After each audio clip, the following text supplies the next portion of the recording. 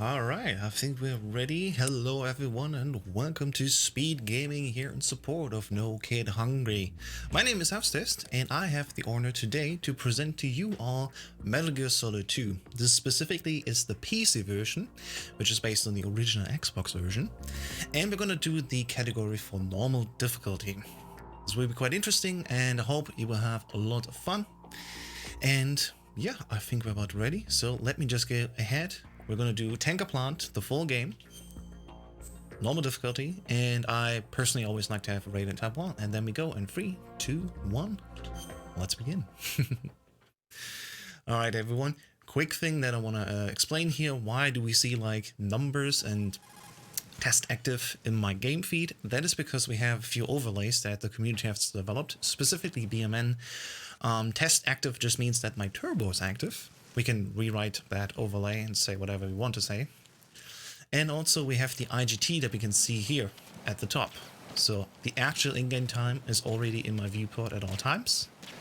And that is also the method how we time this game in IGT. Now, of course, we're going to start right away with the tanker mission here as Solid Snake. So I'm going to start emptying my gun here because I want to have a magazine.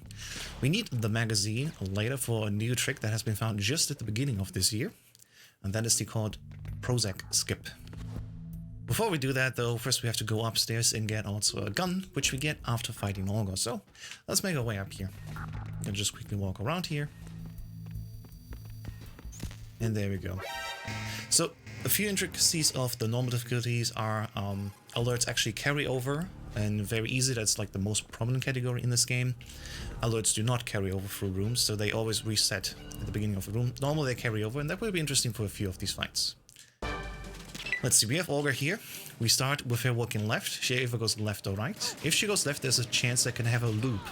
Loop meaning that she will just do the same action over and over again, and we're not gonna see a cutscene. Let's hope this will happen.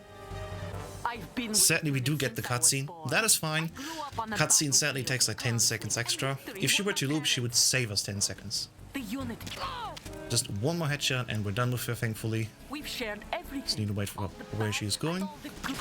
And that's the Olga fight. And I just noticed I had a modification active here, which restarts the fight.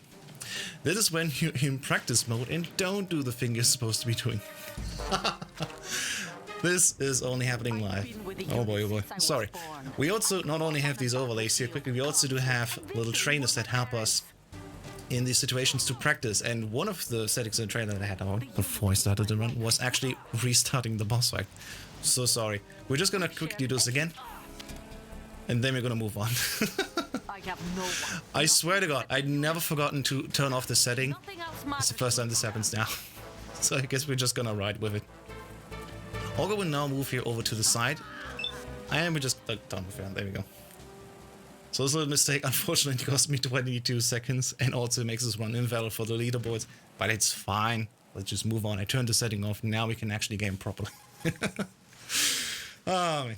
There's always something. It's Monday morning for me here around almost 12 PM. So you can tell maybe I've not been warmed up fully yet. So I actually deactivated that setting. Let's just never talk about this again, and let's move on. The next thing I gotta do is I gotta empty my gun again. Because besides having one magazine that I get from emptying my gun, I want to have also a second one. So, there we go, one more shot. Gun's empty, and now we're making our way downstairs again, where there will be the engine room. And in that engine room, we'll also have lots of guards. And the cool thing is, we found at the beginning of the year, runner by the name of Prozac. We found that you can actually clip into the engine room from the left side instead of the right side.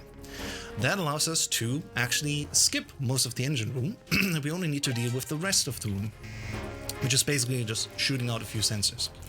So let's see if this trick works. I gotta throw an item, turn into the door at the right angle, and then there we go. This door normally is broken and closed, but thanks to this little skip, we can glitch through and actually go through this room way faster, rather than walking actually through it. And here we go. Just shooting the 3 sensors, and we're now moving on over to deck 2.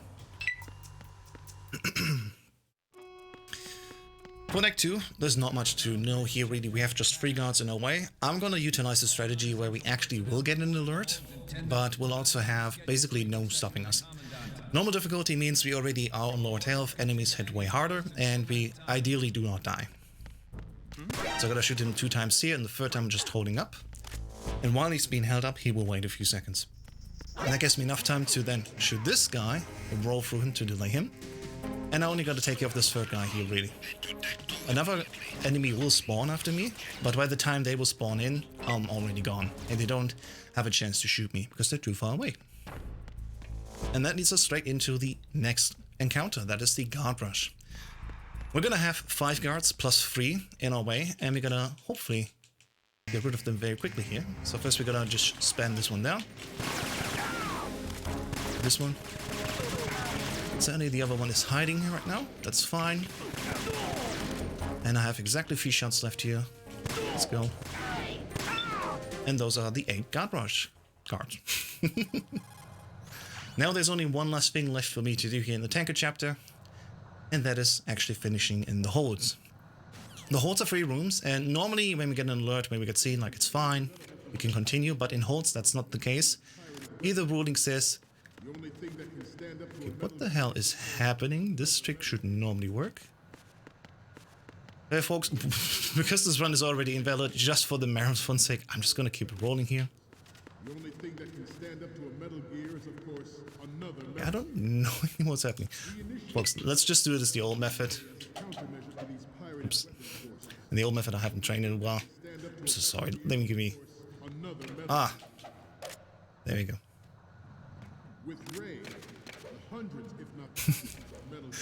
This trick that I'm gonna do here, hopefully soon, that's embarrassing, is that we're gonna glitch over the ladder. And this is the way we do it, my god. We want to overlay 2 animations. First off, we want to go on the ladder and we want to equip the camera, right? And when we do that, we can thankfully have the 2 animations play at the same time. And that will confuse the game, and that allows us to fall off the ladder without any fall damage. And that's the way how we go through holds 1. Freeze. I'm gonna hold up these guys here for holds 2. Freeze. And we go straight into the room holds 3 here. Now in holds 3 we're just gonna take 4 pictures, 1 from the left, 1 from the middle, and 1 from the right. And we gotta get also the marine logo. What you will see me do actually is I'm only gonna stand in 2 positions right now. So I'm just gonna go here and take 4 pictures in 2 positions. And that will be everything we need, because we're playing on a 16:9 version of this game. And the 16:9 version actually means that the hitboxes for some reason have changed as well, because they get stretched. And that allows us to actually spend only 2 of these photos in 2 positions each. As you see here, I did not take the logo picture, and I still got the credit for taking the logo picture. Alright, and then we're done now with the tanker chapter, on to Big Shell or Plant, which is the main part of the game. We're also going to switch characters here. We're not going to be some Snake anymore. We're also going to be now a new character called Raiden. Now Raiden has a very cool mechanic for us here in terms of movement. In the tanker chapter, as a Snake, we usually don't do rolls, because his roll animation actually is a little bit slower rather than just walking forward on a straight line. With Raiden, he's doing these aerials or cartwheels, and these are like a few frames faster compared to just walking forward. So what you're going to see me now as Raiden will be that I will do a lot of these cartwheels throughout the game, trying to save a little bit of time each time I do that. In the beginning though here, we have just a little intro where we're going to touch the portal here, the node. And you can see also, hey, I already have all my data inserted. That is because we're playing off a New Game Plus save, which has important aspects for us. One of them is I don't need to insert my data anymore, but there are also going to be important changes later throughout the run. All I need to do now is just wait for the elevator, which will come down now after a little while. And I actually have to walk around these guys and get a few items. One of them is this fashion. Going up down here. They start waking up now, and they're totally fine. They're going to be in a little bit of a loop. And in the meantime, I'm going to walk back again and get a second ration as well. These rations are basically just backups for me, really. And because I do not lose any time here getting these items, it's basically just free items for me to grab. There we go. Who is that? That's not you. It's the enemy. I need to... Who's that? Enemy sighted. Requesting backup unit. Just gonna knock him out. It's fine. There you go. Now that we got out of the docks, now the big shell actually opens up for us.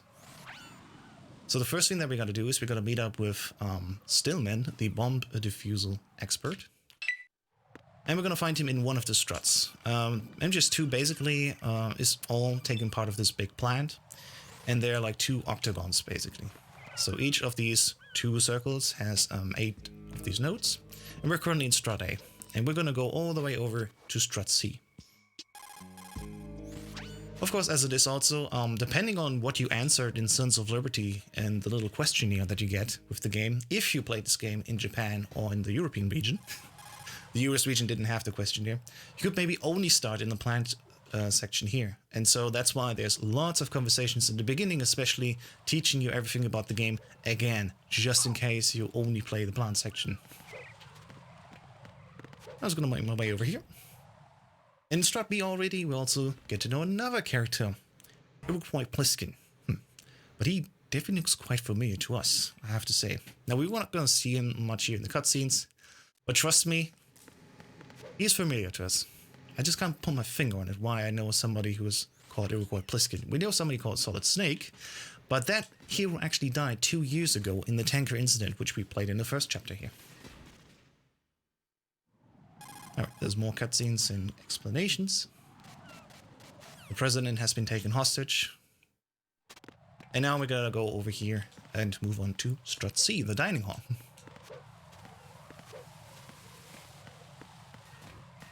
There we go. As you can see here, I always try to do these call reads, especially on like long stretches forward, because that's ideally how you can save the most time during movement. If something like this happens, where I accidentally do a call read into the wall, that costs me time, of course, so that's unfortunate.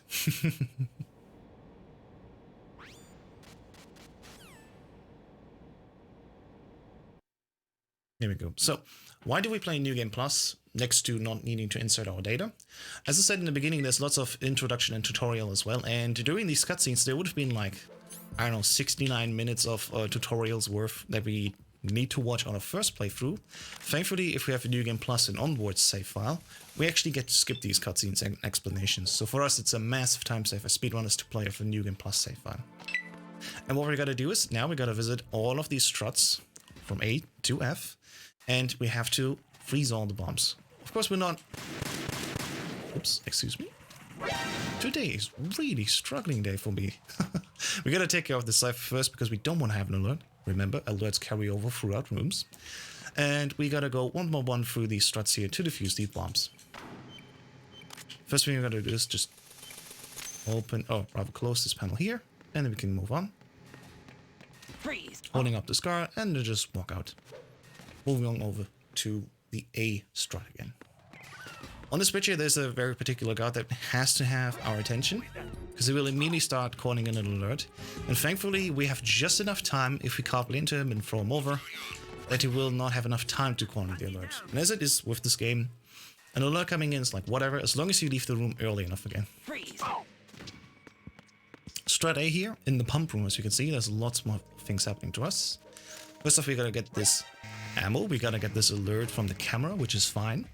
Because something you have not seen yet here, there's also a second guard within this pipe area. And now that we have an alert, he will actually change his route a little bit and actually move out of our way here. So for us, this is a great benefit of having this alert here. And we just have to adjust a little bit how we move on throughout the next rooms. Because now on evasion, of course, the guard routing, will be slightly different. I just gotta quickly freeze the bomb here. We're gonna do this from behind, thanks to this specific spot. We don't need to crawl all the way around in order to freeze the bomb. We can just do it from behind there. A little bit faster for us. And I also picked up a box already, which I've not mentioned yet before. This is box 1, and this will be very important for us throughout the run. The box is a great item in general in Metal Gear speedrunning.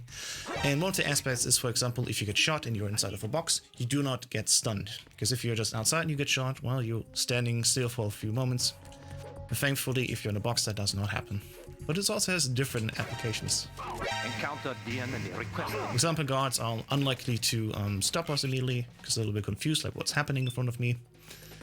And also other aspects, which we'll talk about in just a second. First off, we gotta drop down here and strat F. Gotta cool this bomb. There we go. I'm gonna shoot this guy here to delay him just a bit so he doesn't kick me. Being kicked by the guard is basically the worst thing that can happen to you.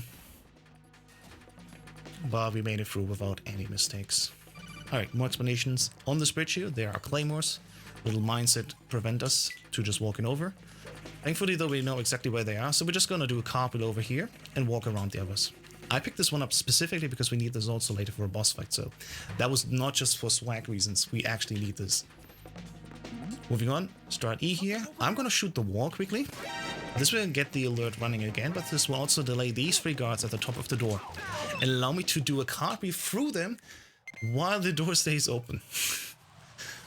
Metal Gear Solid 2 especially is like such a technical game where like so many aspects are predefined and all the reasons that we do things here. Like this was actually not intended, but so many things that we do here when the alerts come in and delays and everything are really specifically just to save a little bit more time. Alright, we've not defused the bomb here yet. And for normal difficulty, there's only 1 bomb here, thankfully. It's here on the heliport by the area. We're just gonna quickly freeze this one. More explanations. And then, so we're all done. Just gotta wait a little bit, it's fine. Gonna make our way back down again. But on our way down, we also gotta get another box, which is box 3 here. And let's talk about the box transport system, because that's all the benefits that the boxes have. There's also a cool mechanic here in the Shell 1, where if we are in Strat E, this parcel room, there's also a conveyor belt running around, and if you are inside one of these boxes, you actually get teleported, or transported rather, where you need to be. So I'm just going to quickly glitch on here, put on my box 1, and I get moved immediately over to Strat C. So I just teleported from Strat E all the way over to Strat C, saving me a massive amount of time. That I don't need to walk through, basically manually through these rooms. Enemy sighted. Requesting. We have one more strat that we haven't visited yet, that is Strat D. There's one more bomb there. And what we're gonna prepare also as well here is that we have now box 3 on our previous.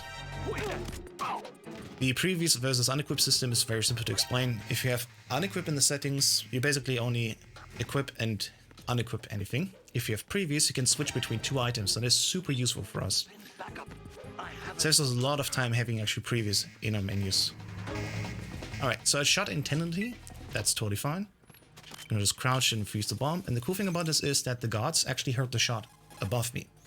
And they're gonna investigate also above me. So when I drop down here quickly, they are not wondering anymore like, where's the guy? They're just gonna lose sight of me. This little fella is standing on the way, but I'm just gonna spray him quickly here. This coolant spray that we use for the bombs, I have to assume it also smells bad. Because every time when I spray guards with, they're just gonna go like, oh. So it's probably not because it's just cold, it's probably also smelling very bad, because you can actually disrespect guards like that and just avoid having them see you. Alright, we defused the last bomb, and now the 400 seconds time is running here for us. And we got spotted early, which is unusual. This is what I mean. Ideally, you can just move on through here without the problems of the box. Totally fine, we're just gonna deal with it as is. Get rid of this guard, and do the same trick again, but this time with box 3. Oops. A little bit impatient from my side here. There we go. And now we're done. We defused all the bombs, we're back at the beginning. Thanks to box 3, we teleported back to Strat A. And now we can actually go back down again to the docks, where we initially started this mission. This is all just there so the whole, complex doesn't get blown up, because there's a bomb expert next to Stillman, another one, a terrorist actually, that is laying down all these bombs and wants to prevent us from progressing. And for us, is our task to prevent all that. After we defused or frozen all the 8 bombs in struts, we're thoughts like, oh wait, there's an even bigger bomb actually at the root of these struts. At least one of them per circle. And so this is actually the final one that we have to freeze here. I'm gonna crouch here quickly. And there we go. So now we're actually safe. Now they won't explode anymore. They're gonna be frozen for like more than 24 hours. And we can finally move on. But as things go, funny business happens, and we're gonna get interrupted because coming up is another boss fight for us. And that boss fight is Fortune, or Miss Luck. The ironic thing about that fight is I actually cannot hit her. Because, well, nobody can hit her. And so the only thing that's left for us to do is manipulate her like this. I turn right, punch 3 times, and then crouch. So she is seeing me. And that is a manipulation setup, so she will actually begin to destroy the room, because that's sort of the metric how this fight automatically ends. There's not much we can do to make it faster, but just trying to have her destroy most of the room. There we go. She's taking care already of the headlights here at the top. Now, also some of the boxes. There you go, I gotta crouch in the right timing. And now that most of these boxes have been destroyed, I can just sit here and wait. Crouching, by the way, when you're bleeding also gets your health back a little bit, up to a certain point. And this also goes throughout the cutscene, thankfully. Now, my whole goal is that I want to have these 2 barrels, one on the right and one on the left, to be shot, to save like 1 second overall. There we go, trying to avoid her. And she shot both of them, very nice for me. Now I can just wait in the corner here. Now she's shooting the ceiling, and that's also marking the end of the fight. There's a little conversation happening, a cutscene happens where she will be interrupted, because once again we cannot actually kill her. And that marks the end of the fight. A little bit RNG how long this fight takes. It sometimes lasts from 1 minute 17 seconds to 1 minute 20 seconds ideally. The worst case, you screw up the setup and then it can take even longer. Alright, moving on. There's another timer running with another 400 seconds. So we're gonna be fast again, because now the actual person that planted all these bombs, so-called Fat Man, I know, it's his name, he has cards and it's like, hey, I'm gonna blow up everything again still. Meet me in 400 seconds at Strut E. So we're like, man, okay, right. We just got done with Strut A, let's move over to Strut E. On the way, we pass through the warehouse, and here we gotta go quickly grab an item, which is the M9. In our hands we have the SOCOM. It's a red gun, which means that it's lethal. And we also have non-lethal items, which are blue. I'm just gonna quickly go in my box here. There you go. The M9 is a gun that we're gonna shoot exactly once in this entire run. We're not gonna shoot it for anything else but to tranquilize Snake later. I know, sounds confusing, but trust me, when we get there, it will be worth it. For everything else, we're just gonna use this SOCOM. Once again, now that we're at an evasion here, I'm gonna distract the guards by re-alerting them that we're the lady's upcoming guards. I go into the box, and I do a copy through the open door. Very satisfying when you can hit all of that. And now back again here on Strut E, we'll make our way up. There's no more guards, and the Harrier is also gone. That's weird, but instead there's another bomb here. So we're like, alright, I guess I gotta do this. Gonna freeze him once again. Oop. And this will initiate the fight. I gotta do this menu quickly. There we go. We're good. So, this is Fat Man. He is planting on the bombs, and he's on roller skates. Which is very annoying. So we're gonna plant here a claymore that will instantly interrupt him. And I'm gonna shoot him a few times in the head, which will take him out then. And then basically you just shoot him over and over again with the SOCOM, trying to prevent him from going too far away. This is like a fine position. There's still one more bomb active, but it's fine. We have more than enough time to just walk over here now that Fat Man's done. Freeze it, and that's the fight. Alright, but we're not done yet. There's actually one more bomb. After everything, right underneath Fat Man. But I swear to God, this is the final bomb. Like, swear, this is the final one. Alright. We can cool down finally. There's no more extra call coming in. We don't need to hurry up to the next boss. This is not just a boss rush. We also have side stuff to do. And, I mean, remember that the president got kidnapped? You've not seen it, but I told you about it. Now this storyline gets followed up again. So we're gonna go and hide amongst the enemy, because we got the BDU, the enemy uniform. But our costume is not ready yet. We gotta go to the warehouse and also get the AKS. So I'm just gonna quickly menu here to the BDU. We're gonna use this every now and then. BDU is like a little bit like the camo system from Metal Gear Solid 3 later. It already helps that the guards don't see us that far. Like literally the guard's line of sight gets cut in half basically if the BDU is on. So for example, if I put it on here now, this guard that's on the left doesn't see me, and he normally would. And now we come back here to EF Bridge, and we're just gonna walk all the way south again. Always and easy. Avoiding the claymores that are in the center. You can't see them, but they're literally there. And now it's time to grab the item that we need, the AKS. So we're gonna go down here. And right here in the top right corner, there it is. I'm also gonna grab another item, which is the stun, and that's when I'm gonna put up a little setup that I have for later. As I said, we're gonna follow up with the president line here. And for that, there we go, menu setup. We're gonna find Ames, which is a contact. Ames is, well, we don't know what he is. If it's a man, a woman, diverse, I don't know. And we can only identify that person through one means, and that is actually finding a directional mic, because we gotta listen to a heartbeat. I gotta throw away this sun quickly. This makes my life a little bit easier. And listening to his heartbeat is done by finding a directional microphone. So, there's actually a conference hall in this core 1 in B1 floor, but we gotta go down to B2 first in order to get this directional mic. So I'm just gonna quickly verify, yeps, I have the BDU and the AKS in my hands, so they let me into the elevator. And now we go down to the computer room. Now specifically, we're gonna trigger another alert again. I wanna have the stun explode in the elevator specifically, because that is the way how the guards will leave the elevator open. Very important for us, because elevators take like a different amount of time depending on how often you click the button and how fast the elevator will arrive. But if we have the option, like this for example, to have the elevator just stay open the entire time, it's even better for us. So with this little manipulation here, and trying not to touch these guards, as it will actually remove the BDU from us. The BDU is a little bit too small, so it gets removed from us if we touch the guards. We can just walk on through, right like this. There we go. So to get into the conference hall here, we gotta find someone that has access to it. And for that, we're gonna grab a guard here like this, put it in front of the sensor, and then we get access to the conference hall.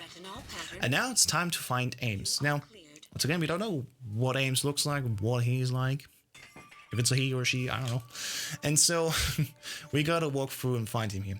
Luckily in New Game Plus, and just haven't played the game already, we know already where he is. And especially if you play at between 10 PM and 11 PM, you can find also that all the other hostages have been swapped out to just have one model, the old ladies. So finding Ames like this throughout all the other old ladies is super easy now.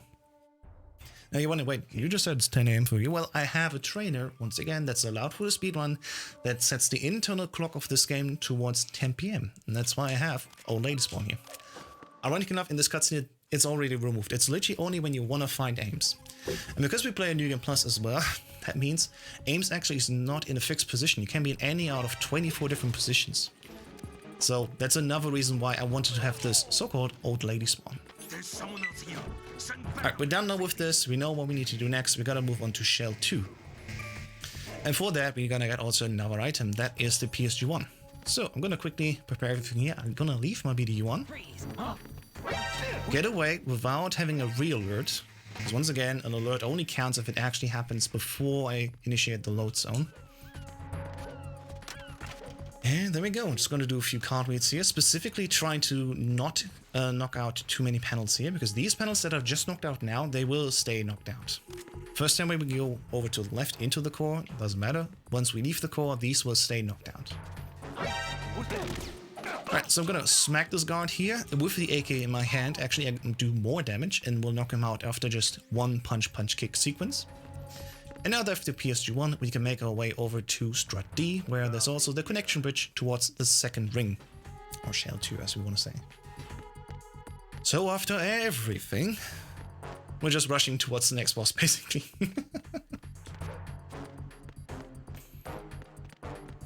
And for that, there's literally just a little bit of walking for us. So I don't even know if there's a box that can teleport us towards Strut D. What's that? If there is, it probably is out of a way that's not worth it. So we still gotta walk basically just this one bridge here, which is fine. It's not too much of a time loss, if at all. Because again, I don't know actually if there's a box. There's many boxes in this game, not just the two that I grabbed. But yeah, here we go. It's gonna walk on here.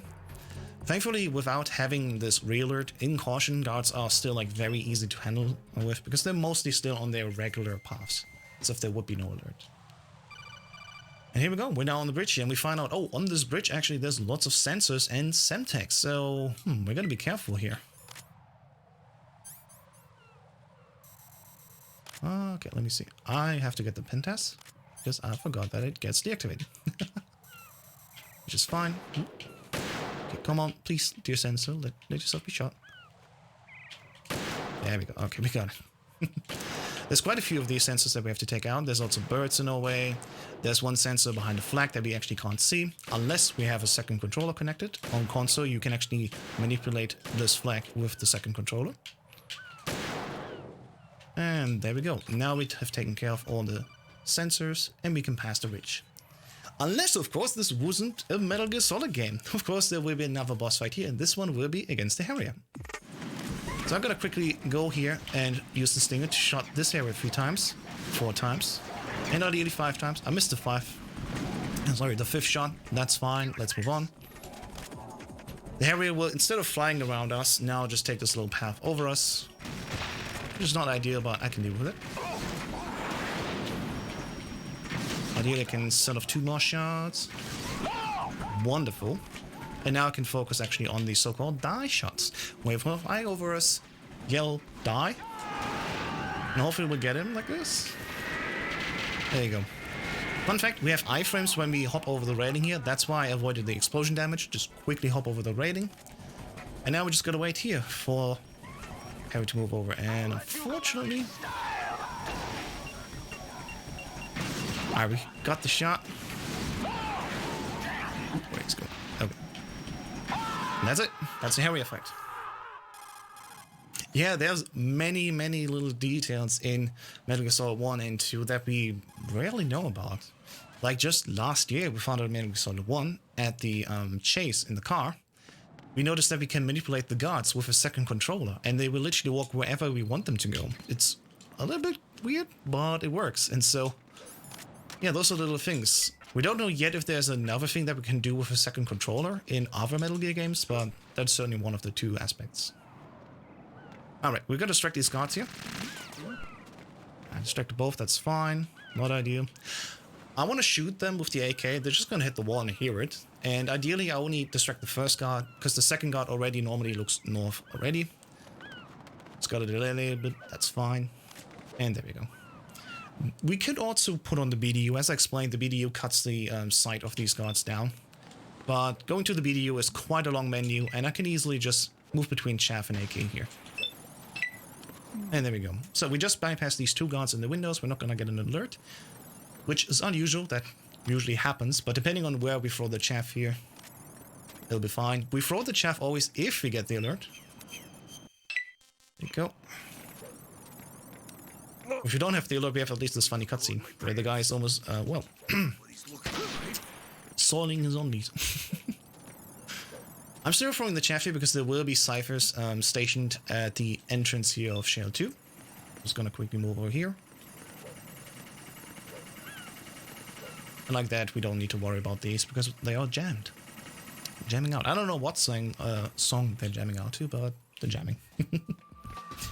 Alright. We just bypassed the first half of this run. Second half starts basically right after Harrier. And in the second half, we're gonna do a lot more. We're gonna deal with the president that we finally found, but the problem is he is locked behind an electric floor that we just can't walk past. So we gotta destroy the electric panel, and the access, sadly, is in the room where the president is. So what we're gonna do is, well, we're gonna get the Nikita, which has remote-controlled missiles. Very useful for us. And I also know there's a few vents that we can shoot through. Similar to what we did in Metal Gear Solid 1. Problem is only the Shell 2, we couldn't defuse all the bombs beforehand. That was Pliskin's job. And so there's already a lot more water in here. We're gonna go for a little swim and get the Nikita basically underwater. That's fine, because the good thing is it's always in the same position for us. On normal and high difficulties, it will always be first turn right, all the way over, then turn left. Take the first turn left, then immediately go right in the center here. Oops, and I touched the mine, which, well, that happens. This will remove the mine later when I come back swinging with ammo, so I guess blessing in disguise. Not too much of a problem here, because we still have a lot of oxygen and health. Now that we got the Nikita, we make our way back up again. I'm gonna do a little quick menu setup, which has us put on the D-mic, put on the Nikita, put on the Stinger, and go back to the Nikita. Having the Stinger now on previous is a little menu that we do, because we want to have the Stinger ready later for the Web 1 fight. As it is right now, Nikita is the active weapon and Stinger is in previous. And we're going to use the Nikita now, of course, to destroy the electric panel, but also I can use the Stinger here. Quickly shoot this turret if I was to hit it. There you go. Hop on this box, turn around, and then I can shoot the Nikita through this vent. And I only have to turn right in order to enter the room, which is super nice for us. Thank you, Mr. President, for just crouching for me. Sometimes he is in the way, and he does die after one shot. That looked weird for a second. Sorry, I got distracted from the cutscene for a second. I thought I killed him, but no, that was just a regular cutscene. I just skipped it late. Anyway, talk now to the President. It's very important for us that he stays alive. So hopefully nothing will happen to him. And in the meantime, as we've seen in the cutscene also, Raiden got his SOCOM out again, which is actually equipped at this current point in time. But the weapon that was on previous stays on previous. So the Stinger that we had stored away, ready to get out again, is now also still in our previous. So we have currently the SOCOM active and the Stinger. And those are the little things you do as a Metal Gear Solid speedrunner. We want to constantly have the right item basically at our hands, in our hands active or on the previous state, so we just can tap R2 for example, just get it back quickly. Alright, more cutscenes, more explanations, and it's time for us to move down because we gotta find Emma, the sister of Hal, or Otacon. So we're gonna quickly move down here. As we can see, Stinger is on my previous, and this will be perfect for us because we're not gonna change weapons at all until we meet Emma. But on our way, there's a little distraction which is called Vamp 1, so gotta take care of that quickly. Before that, we also gotta find our way towards Vamp. And normally we would just swim through the water, you know, go open a few doors, meet a few cutscenes, which is boring. I'm gonna show you how you can skip this quickly. Quite easy, technically, but if you actually want to do it, it's a little bit more tricky. Swim up here, hold down swimming, and then just tap left. And because we are on this weird wall, if you keep holding left, which right now I can't do well, that's certainly interesting. Let's try it again. We constantly get pushed to the right, and we want to actually turn to the left the whole time. And that leads us to just gaining height, because we try to balance ourselves the entire time like this. And that's how we can avoid opening the door, getting in the cutscene, getting more codex here. We just swim straight to the load zone, which gets us to the Vamp 1 fight. Okay.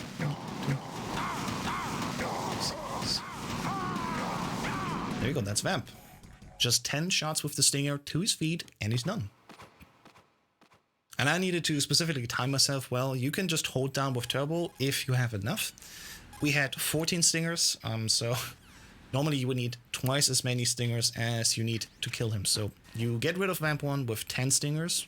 If you do this manually, if you use turbo, you have to have at least 20. And on normal difficulty already, sadly, we never really end up having enough for this. So I gotta count out the first few, and then at the end, if I have a few extra, I can just hold down with turbo active, which is kind of nice.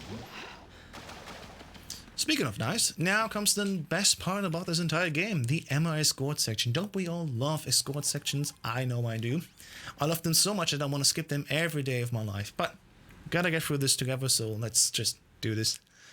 First off, we're gonna have a few cutscenes here. And we're gonna take a little swim. And the cool thing about this is, yeah, we gotta swim with her all the way to the end. But ironically, in MGS2 and even in MGS3, where we have to escort Eva, the first room we actually don't need to drag her towards the load zone.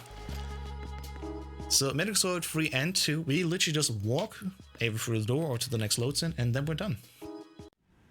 No need to drag her behind us in the first room. Now, of course, in the following rooms we have to do it still, so it'll be fine. Alright, Emma. Let's go. I'm gonna grab your hand and just move all the way south. You see me grab actually the AK ammo here. The AK ammo is very important for us later for a fight. On very easy difficulty, which once again is like the most popular one for Metal Gear Solid 2 and PC speedrunning, you get at the end like a lot of free ammo. But starting on easy difficulty already, we don't have that anymore. So every time we get this AK ammo, we should probably get it just to be safe. Alright, so because we skipped the swim section here, this door is actually closed because there was no reason that we actually have opened.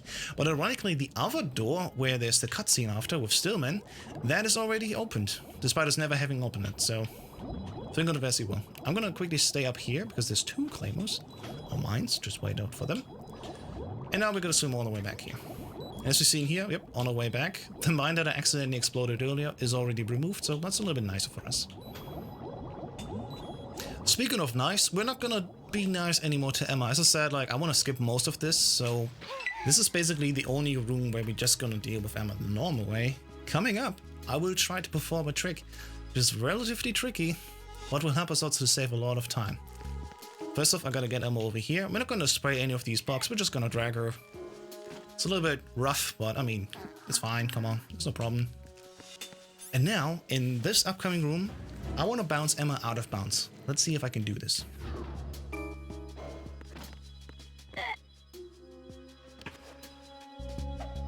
Alright.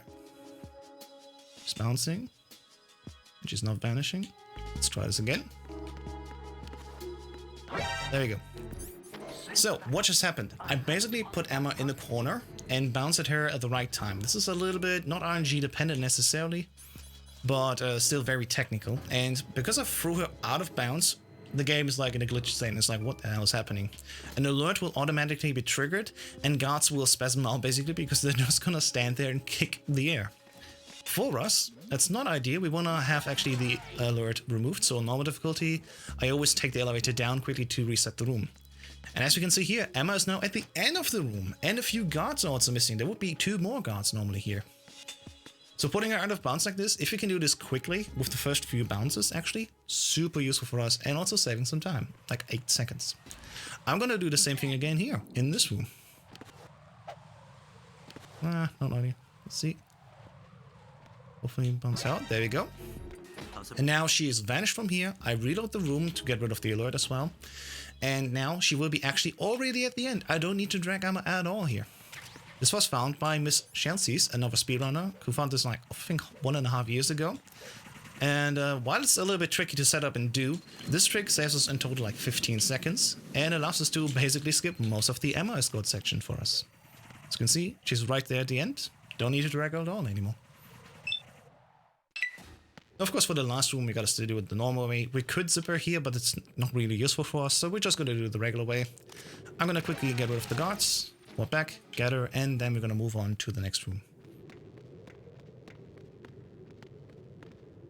And there we go, just walking around. Nice and easy.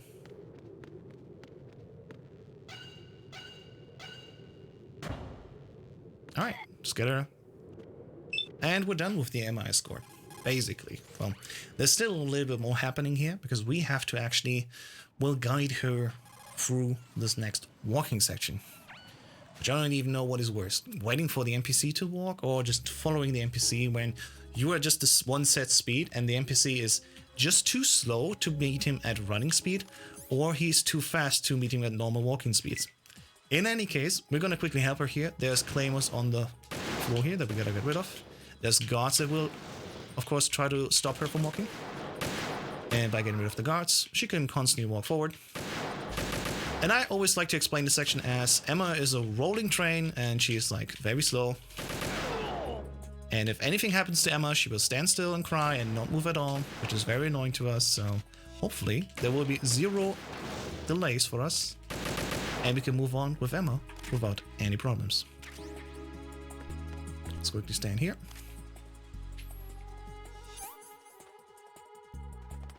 So this whole section takes 5.5 minutes, and I just want to quickly remind everyone we're also collecting money here with the SpeedGaming Marathon for No Kid Hungry. So if you have a few dollars that you want to donate, feel free to do so.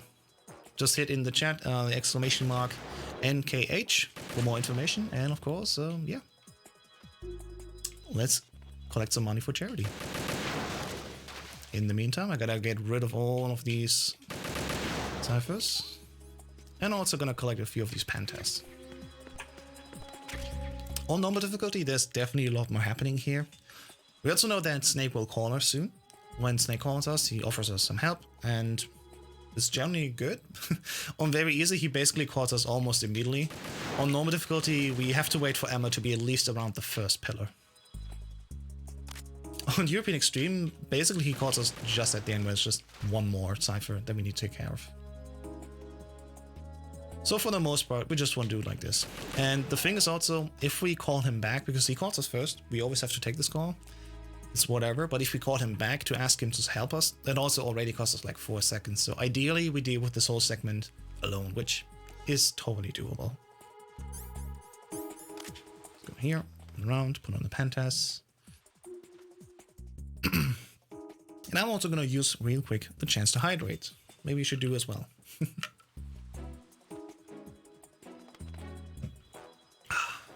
Wonderful. Alright, more ciphers. I'm also already going to use this little downtime here to explain, hey, if you want to learn this game or any other in the Metal Gear series, like literally any other, if it's Metal Gear Solid 1 through 5, if it's, I don't know, Peace Walker, or the spin-off games like Acid, a card game, or Portable Ops, for example, you can learn them over at the Metal Gear Speedrunners Discord. We also have a great wiki where we insert all the information that we have. So feel free to join us over there. It's a great time to start learning there. It doesn't matter what you want to do. If you want to start learning at the highest difficulty or the lowest difficulty, we have guides for almost everything. I, for example, started learning this game on very easy because it was actually very easy to get into at first, and then slowly taught me a lot about the basic mechanics, and then already moved on over to normal, like this here, last December, for example. And I'm hoping that I can also soon start my journey through the Extreme and European Extreme difficulty, which we also have guides. So yeah, if you have any interest in learning one of these games, just join us over on the Discord. Super easy to find. Just go to any of the Metal Gear games at speedrun.com and click the Discord button. Alright, we just have Emma here at the second pillar now. She will still need to make her way all the way over here where basically the sun is. But once again, we have a little bit of time here, and then we gotta take care of a few of these guards. If we also have like people that are interested in finding glitches and stuff, you can find a skip for this whole 5.5 minute segment and you will be rewarded greatly. An actual like big any percent skip, I think, is currently at a bounty of $2,000. Which, I mean, if you can pull it off, that would be great. We know already a lot about the game, and sadly, so many ideas that we had and tricks that we can do, like for example, glitching through doors, they only work in certain rooms, sadly, because the game already checks a lot of our cards in our inventory. Despite us never needing to equip the card, like we have to in the original Metal Gear Solid 1, sadly, the game still checks if you glitch through a door, like, do you have the right card? And if you don't, it doesn't let us pass, and then we just get sent back and forth between the two rooms locked behind the doors, unfortunately. Alright, so Emma's almost done. Gonna wait a little bit more. There's at least one more cipher over there. And I'm gonna clear out my ammo, so I have exactly 40. There you go. Double check that there's no surprise. Yes, that's good. Just gonna quickly eat all the pantas that I have left, just in case, and we're gonna move on because the next fight is actually Vamp 2. Vamp 2, just like Vamp 1, is basically a joke. Only this time we're not gonna use the stinger, we're gonna use the sniper. And ideally, we just push a little bit to the left, just very tiny bit, and then can just hold down the turbo button to get immediately rid of Vamp 2. So let's see how it goes. That's Vamp 2. There we go. As I said, more of a joke. If you accidentally swipe too far to the left and miss him, then you gotta go over there again. And we only have, well, only 40 shots here on normal difficulty, so it would be annoying if you don't hit him in the first 20 and have to reload the clip. Thankfully, this time it did work out. Alright, it's time. Another countdown, another 300 seconds before we can move on, so let's just run away. And what we're going to do is we're going to go back again to the Shell 1, where we are currently located, into the core. We can also see like many of these guards are already gone, except for one that would be in one of the rooms here in Strat E, listening to music. And fun fact, this game also has lots of collectibles. They're called dog tags, and with these dog tags you can also unlock special items. I'm gonna do a few carpets over here. As I explained, the gaps that we knocked out on our way out from the core after we met aims, they will stay knocked out. It was a little bit tricky, but we made it through without any issues. And the thing with these countdowns is, if you die anywhere during this countdown segment, you get started, they reset back all the way to the beginning where the countdown started. So if I die on the bridge, I do not actually respawn on the bridge door. I actually respawn all the way at the beginning where the hatch was. Thankfully, nothing bad happened here, so we can just easily move on as is. Now, in the segment, we have a little tutorial. Fun fact, we don't need to do anything here. Like, this is just a tutorial. I can just show you the control. I'm not touching anything. Just holding it like this. And we just bypass this with flying colors. Remember me, don't you? You've grown. Not touching anything. I'm just letting the O2 drain. And we're not going to continue here. Because this is just a test and a tutorial for the second phase after the Ray fight. Still gotta, of course, deal with all the codecs and cutscenes, and for that we just hold down again the turbo buttons here. Now, for this upcoming section, we are of course trapped here, and if you play this game casually, you maybe have not thought about it, but you don't need to wait for Rose to call you. She will call you like after, I think, 1.5 minutes or so, but we can also proactively call her, deny that we want to save, and then just have her tell us the rest of the story, saving us plenty of time instead of waiting for her to call us. There we go. Just gonna quickly tap down, Rose, deny that we want to save, and then we can skip through the text that she would normally tell us anyway if she were to call us naturally. And now it's time to move on through the end game. The end game is a very big gauntlet. The first step, like a pre-step here, is the Jejunum room, and Jejunum has lots of very aggressive guards. We're playing on normal difficulty. We do have our health to 100%. Which is nice, but sadly, if we get alerted here and are very stuck, it can be that we very quickly die. So hopefully we do everything right here. Entering codecs as quickly as we can, doing a few copies to save even more time. And then we're gonna move over here. Knock this guard out and then make it over the gap. We do not want to fall down under any circumstances. It's so annoying and so slow. This alert though, again, is fine. We just have to, for this one room, gonna get knocked out like this, and we're gonna just crawl into this room after the cartwheel. Alright, that's this. Alert has been removed, and now we're just gonna wait out here for the AI that has been affected from Emma's virus, now to slowly, well, go even more crazy. We're gonna wait for 5 cutscenes, 5 codecs. It's number 3 right now. Now this is weird video happening here. Number 4. And after the 5th one, there will be also a 6th one, but the 6th one will coming right after the 5th one. So we can just close it here, hold down select immediately, and instantly first frame open the codec again. Ready to move on like this. Alright. Now there's another tutorial happening here because we're gonna change gears. This whole aspect here is basically where Raiden gets reborn. Not as a copy of Solid Snake, but actually as his own character. And that's also the reason why he gets the HF blade. To basically, well, become his own soldier. We want to say it like that. We still have all the other weapons as well. And we're actually not going to use the HF blade for the next few rooms. We're going to only use it for the final boss. But just as a quick story reminder, that's basically what this means. Because he is now also in the same room as Snake down here. Snake is back again. He's not Pliskin. He's actually in his full gear. And also, crazy sunglasses. Just like we do, because I actually play on New Game Plus Plus. Little fun fact, if you have 2 runs back to back on the same save file, it's called New Game Plus Plus. And with that, we also get funky sunglasses like these. They do nothing, like literally nothing. The only items that do something are the ones that we get from collecting our dog tags, like the Infinity Bandana or the Stealth. Or, in Ryan's case, he actually has wigs, which is also nice. Alright, time to move on. This is the Tengu 1 encounter. We're gonna skip most of it. We're just gonna roll straight through the end.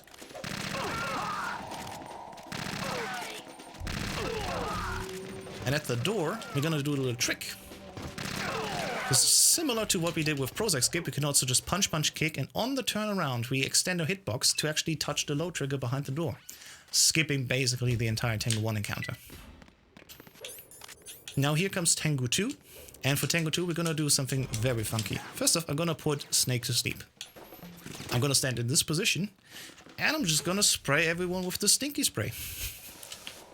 I know it's a coolant spray, but once again, tell me that this is not looking like it's actually I don't know, like fart spray or something, because they're constantly just like, oh, what the hell?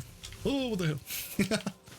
We have to do this for roughly 1 minute and 10 seconds. This is called the cooldown skip. This allows us to basically skip this encounter. Starting with normal difficulty, this is the method that we use. On very easy and easy difficulty, we're still gonna do what we normally do, which is standing at the northern circle and shoot with the stinger, hopefully at the door, trying to hit as many of them early as possible. But on normal difficulty, we have to get rid of so many of these tengus, and that's basically not worth it. And instead, we're gonna do this little trick here where we bunch them all together and then spray them for like 1 minute and 10 seconds. And at the end, we're gonna kick at least 2 of them to fall over, hit the ground, and then the game will think, oh, yeah, they're dying, enough time has been spent here, I guess we're done. I don't know how it works, like nobody knows how it works and why it works, but it does work. So we're gonna do one more swing. There you go. Alert drops and we're done. That's Tengu 2, or the cooldown skip. I'm gonna quickly do a menu here. We're gonna reset my stinger. I'm gonna eat a few rations just to be safe. I still have 2 on backup, which is fine. And now we're gonna prepare for race. So what is race? Well, the Metal Gear of this game is called Metal Gear Ray. We've seen it in the tanker chapter already quickly, where we've taken the pictures. And at the end here, and of the plant chapter, we're gonna take care of not just 1, like we did in Metal Gear Solid 1. We actually have to take care of 7 of these. Good thing is, they're not all at the same time on the stage. So there's a few rules with these rays. First off, in order to end the fight, we gotta take care of 7 of these. But not actually 7, only 7 of their health bars. So we have to do basically a long set of damage, and if this, in summary, equals to 7 health bars, that's when the game's like, alright, you're done, you're good to go. Thing is also, rays are only coming in 3 groups, so a group of 3. 1 only is allowed on stage at all times, and the other 2 are always waiting at the outside. That allows us to actually manipulate them so we can juggle them a little bit, and that's what we refer to as the ray loop. So hopefully I will make a good job here today and present to you a decent enough loop that we are not taking damage, for the most part at least, and also that none of them go way too far away from us. And now you've been led back to war by something less than real. And here we go. For the beginning of the fight, I'm gonna do a quick cartwheel forward. I wanna be in position like this. And I'm gonna start here with the sequence. Just shoot him in the knee, in the head. Center, right, and left. I'm gonna do this 2 times, because in the beginning the rays are not immediately jumping on top of the stage. This, the last one. Next I'm gonna shoot this one in the mouth, and shoot this one in the head. Now I'm gonna move over here. Get rid of this one. He's already dead now. I'm gonna move over to the right, where the next one is. I'm gonna stand in this specific location because there will be new ammo spawning in. And this guy, actually, I'll just let him coming on stage. Because there's now 2 more rays coming from the outside. But they're gonna take their sweet time. And in order to not take too long here, I'm just gonna take care of them like this. There you go. I'm gonna shoot them once again in the knee and in the head for maximum damage. And after the second round, I'm gonna let the next one come on stage here. There you go, like this. Because there is another coming up now, number 6. I'll shoot this one in the knee, in the mouth. I'm gonna destroy this one. I'm gonna destroy this one. Sorry, just knee and mouth. Nicely done. Both of them are dead now, and this one, the next one, oh my god, he's jumping on stage now. There you go. So many knees and so many hitboxes at the same time here in front of us. It's a little bit hectic, but it's fine. There you go. So take care of them like this. I gotta always watch that I don't accidentally shoot them in the head when they're close. Now there's a few rockets coming after me, that's fine. And I think I've done after the next headshot here, as we see this. And that's the fight. No problem at all. Maybe like a slight delay, but for the most part, you see me actually just juggling these back and forth. Just have 1 on stage at all times, and then have 2 extras on the right, relatively close to us, and then just do this over and over again. And that's basically the same route that you can do for European Extreme if you have to fight 25 of these back to back.